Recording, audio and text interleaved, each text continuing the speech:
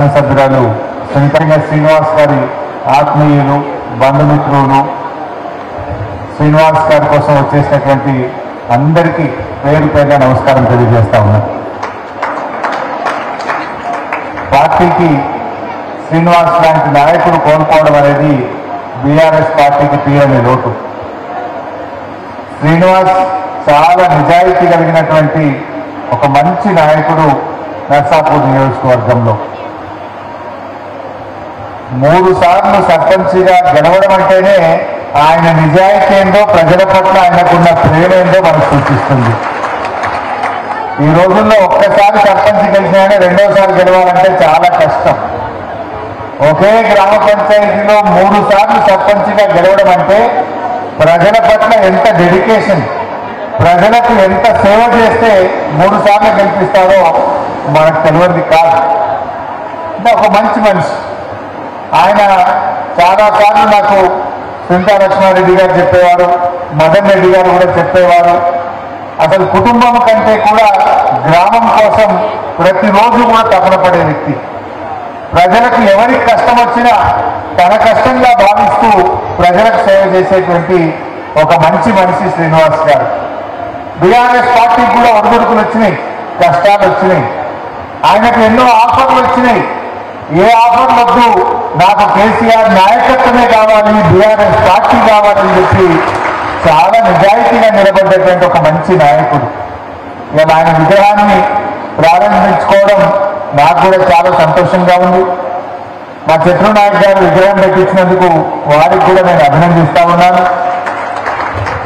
ఆ రోజు చనిపోయినప్పుడు కూడా సునీత గారు ఫోన్ చేసి మీరు వెళ్ళాలి, ఒక మంచి నాయకుడు అన్న సునీతా లక్ష్మారెడ్డి గారు ఫోన్ చేస్తే నేను అర్జెంటుగా బయలుదేరి ఆ రోజు గ్రామానికి రావడం జరిగింది.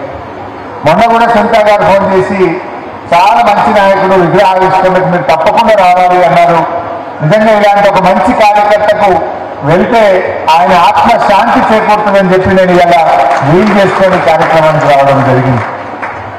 ఎందుకంటే కార్యకర్తలు నాయకులే పార్టీకి చాలా ముఖ్యం.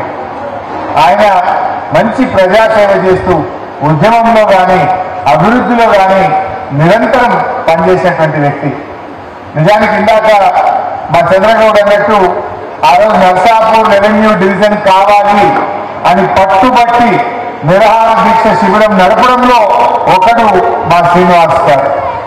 ఆ రోజు వెంకటలక్ష్మి కూడా సార్ మాకు డివిజన్ కావాలి అన్నది చాలా గట్టిగా అడిగిందంటే ఎవరి కోసం అడిగింది? వెంకటలక్ష్మి ఇంటికి వచ్చేది ఉందా? శ్రీనివాస్ ఇంటికి వచ్చేదేమన్నా ఉందా? నర్సాపూర్ రెవెన్యూ డివిజన్ అయితే నర్సాపూర్ ప్రజలకు మేలు జరుగుతుంది అని చెప్పి ఆ ప్రజల కోసం వాళ్ళు మాట్లాడినటువంటిది ఈరోజు నేను గుర్తు చేసుకుంటా ఉన్నా. అంటే అలాంటి మంచి మనిషి. ఇలా గ్రామం కూడా ఎంతో చక్కగా అభివృద్ధి చేశారు. భవిష్యత్తులో కూడా తప్పకుండా శ్రీనివాస్ కుటుంబానికి సునీత గారు కానీ నేను కానీ బీఆర్ఎస్ పార్టీ పూర్తి అండదండలు అందిస్తుందని చెప్పి నేను మనం చేస్తా ఉన్నా. ఎంత చేసినా తండ్రి లేని లోటు తీర్చలేదు. అమ్మాయి వైష్ణవి విషయంలో భవిష్యత్తు విద్య కోసమైనా భరత్ కోసమైనా వాళ్ళ పెళ్లిళ్ళ విషయంలోనైనా పార్టీ పూర్తిగా ఒక తండ్రిని మేము ఇవ్వలేమేమో కానీ పార్టీగా మేమందరం కూడా నిలబడతాం. ఆ కుటుంబానికి అన్ని రకాలుగా అండదండగా ఉంటామని చెప్పి కూడా ఈ సందర్భంగా నేను గుర్తు చేస్తా ఉన్నా. సరే, ఈరోజు శ్రీనివాస్ ఒక ఉద్యమకారుడు. శ్రీనివాస్ బీఆర్ఎస్ పార్టీ వ్యవస్థాపకుల్లో ఒకడు.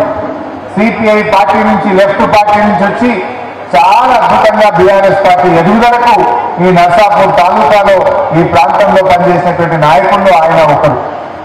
మరి ఇలా ఆయన ఉండుంటే ఈ పోరాటాల్లో ఈ ప్రభుత్వం ఎట్లా ఫెయిల్ అయిందో కూడా మనం చూస్తూ ఉన్నాం. ఇలా పొద్దున్నే గాంధీ భవన్లో గొర్రెలు తోలిచ్చిరట. మొత్తం గొల్ల కుటుంబాలందరూ పోయి గాంధీ భవన్లో గొర్రెలు తోలిరట. ఎందుకు? 100 రోజుల్లో 2వ విడత గొర్రెలు ఇస్తాను, 500 రోజులు అయింది, మీ సంగతి ఏంటని గొల్ల కుటుంబాలంతా గాంధీ భవన్ ఉపయోగించినట్టు కాదు. గొర్రెలు కూడా పోయినాయట గాంధీ భవన్. మా యాదవ్లో మంత్రి పదవి సంగతి ఏంటని అడిగిందట. అంటే ఏది చూసినా అంత ఆగమాగం, సగం ఉండదు. గ్యాస్ పథకం ప్రారంభించింది. ఇదేమైనా 3 నెలలే గ్యాస్ సిలిండర్ల సబ్సిడీ పైసలు ఉండకుండా పడతలేవు. బంద్ అయిపోయింది, సబ్సిడీ బంద్ అయిపోయింది. ఇందిరమ్మ ఆత్మీయ భరోసా అన్నారు, అది 10 లక్షల మందికి వేస్తామన్నారు. 1,00,000 మందికి ఒక్కసారి వేసిండు, దాన్ని బంద్ పెట్టిండు. అది కూడా అదే పోయింది. ఇక రాజీవ్ యువ వికాసం అయితే ప్రారంభం కాకముందే ఆగిపోయింది దాని సంగతి. సన్నాలకు బోనస్ అన్నారు, అది కూడా ఉత్తగా అయిపోయింది, తుస్సుమన్నారు. ఇప్పుడు ఈ యాసంగి పంటకు సన్న వడ్లకు ₹1 కూడా బోనస్ ఇవ్వలే, బోనస్ కూడా అట్టెక్కింది, బోనస్ బోనస్ అయిపోయింది.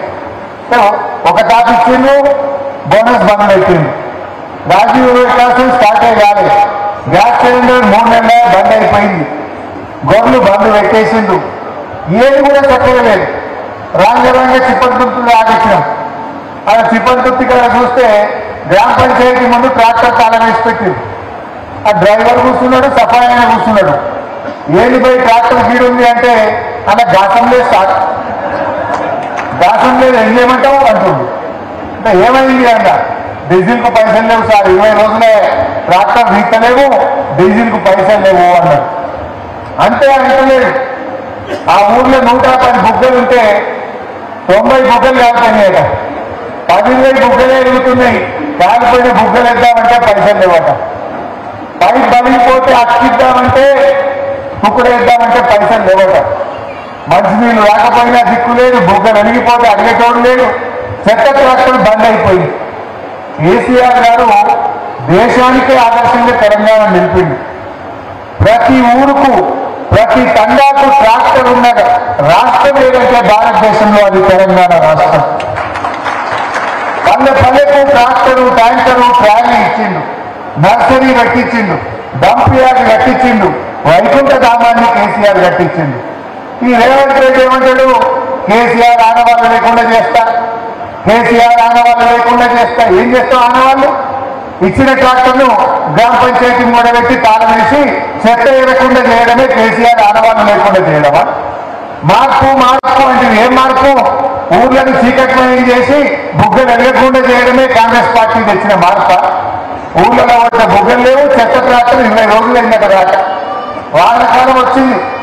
ఇలా వానకాలంలో చెత్త ఎరకపోతే డయేరియా, అంటు రోగాలు, విష జ్వరాలు వచ్చి వైరల్ ఫీవర్స్ వచ్చి గ్రామాల్లో ప్రజలు ఇబ్బంది పడరా? ఏం చేస్తుంది రేవంత్ రెడ్డి? పాలన గాలి కొదిలేసిండు, ప్రతిపక్షాల మీద అక్రమ కేసులు పెట్టుకుంటూ పనిచేస్తా ఉన్నాడు.